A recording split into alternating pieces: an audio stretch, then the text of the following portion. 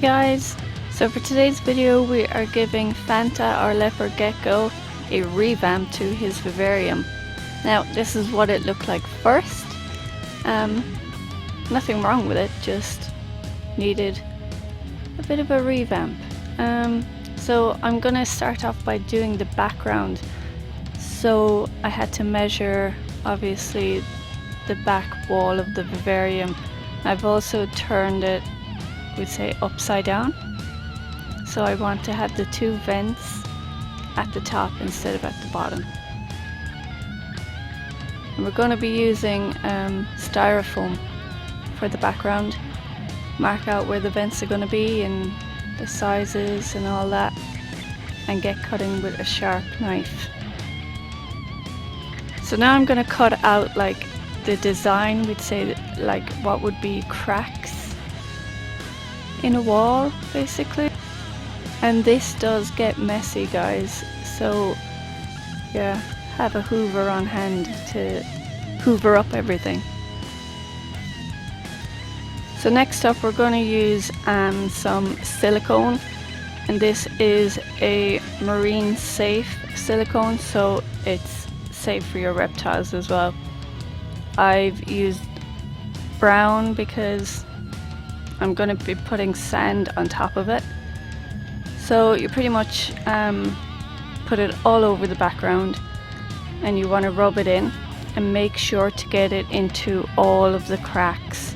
Don't miss out any bit or you'll have white patches.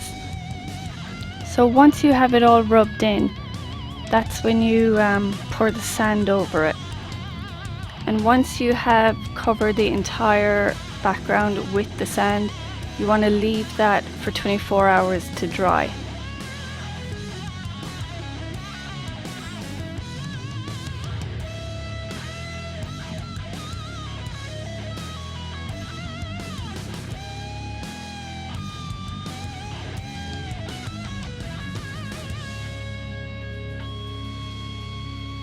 Once it's dried, I then put some silicone on the back of it and attached it to the back wall of the vivarium.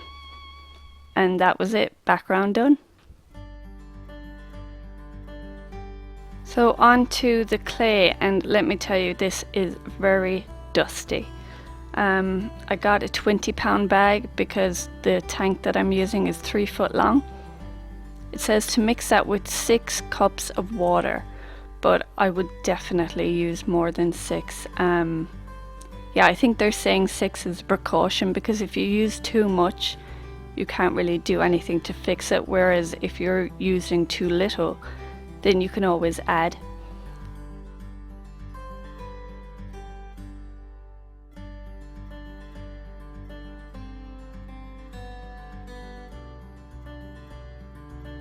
So you want to mix it up until it gets to, well, I suppose like a clay.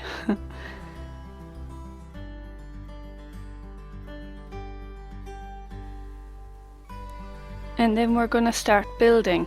Now, I started this and then realized that I wasn't filming, so you're missing the very beginning stages. Now, all I've put down is a tile for his hotspot. And I've used his hide that he's had since the beginning, because it's a familiar scent and all of that, and you know, he's going to be going into a different environment, so I wanted to add things that he's familiar with. So yeah, you just start kind of building around that, and then you can add whatever type of decorations you want to add. But I will say the biggest tip that I have is to make sure you pack it down tightly. This helps it to dry so that it doesn't fall apart. So really pack it down.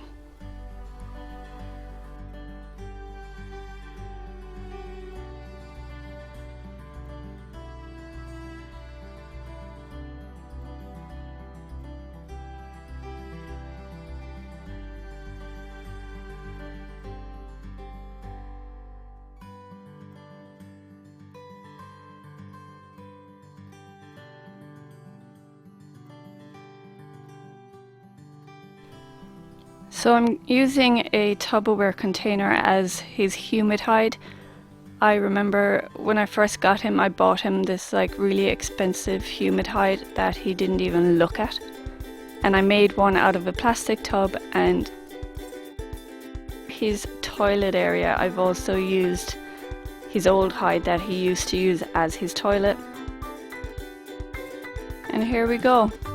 Finished, all done. I was really pleased with it. I've just added in some plants, fake plants that is, and a skull and his water dish. And for all the loose substrate police people, it's not a loose substrate, it'll harden like a clay, and yeah, there will be loose bits, but he eats out of a dish, so he's fine. And also, I read on the packet that it encourages natural behaviours like digging, and within the first night he was digging, which I thought was pretty amazing. I loved watching it because he'd never dug anything.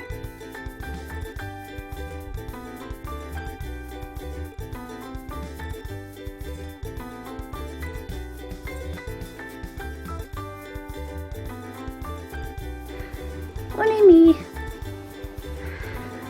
Oh, now what's in there?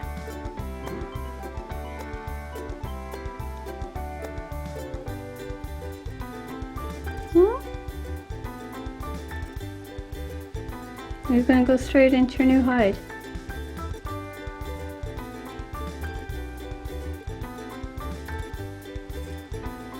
Go on. Ooh.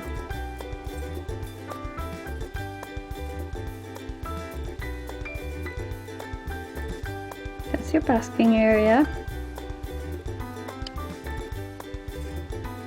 No, you don't want to come out.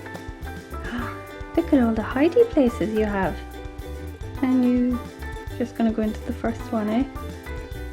What's up there? Oh! Oh my goodness! Oh!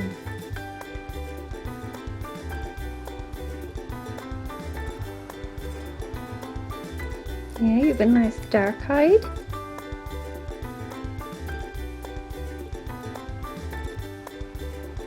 Genuinely looks like he's checking everything out. That's a wall.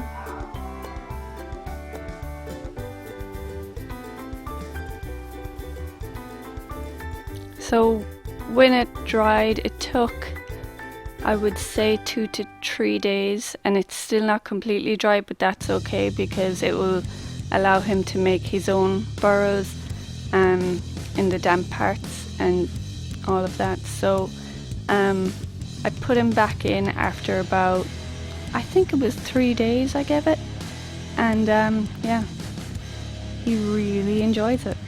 And can I just say, I've never used a deep heat projector for the Leopard Gecko before, and I'm sorry I hadn't, because he loves it. He's under it constantly.